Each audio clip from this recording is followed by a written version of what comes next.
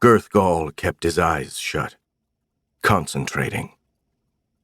Not that there was anything to see in the midst of the void anyway. There was just an empty blackness for infinity. It was the one place even the two cosmic entities, ontogeny and null, feared to tread, having formed the cosmos to escape it. And yet even as that cosmos swelled in size and dominion over the desolate, benighted expanse, it was gnawed on from every angle. The very substance of reality was crushed and torn into the most basic of components, which were further brought out of existence. The void was the place where all things met their end, and the original state of reality. And he, the god of chaos and darkness, was its prisoner. The only thing keeping him alive was Vkars' throne. It had the power to sustain him for as long as was needed, and right now he would use it to the fullest extent. His father had crafted it to overthrow the old order, to topple and destroy ontogeny and null, but had failed. Gurthghol had thought he could finish the task, but fell short himself, and now suffered his fate.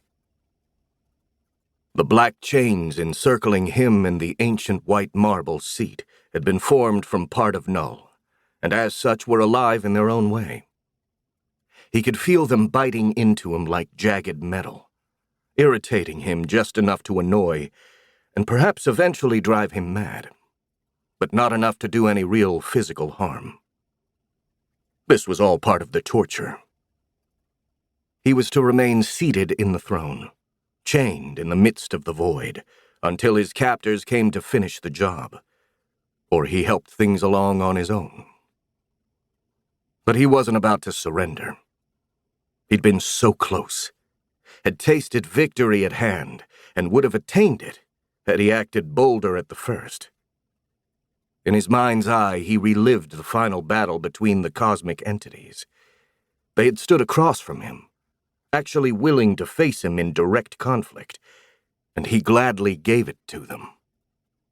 The throne had tapped into their very essence, and was siphoning it from them and into itself, just as Vkar had created it to do. He had felt their fear. They were seeing what a god could do. They were witnessing the end of their age, and had he been faster to act, the cosmos would have been freed,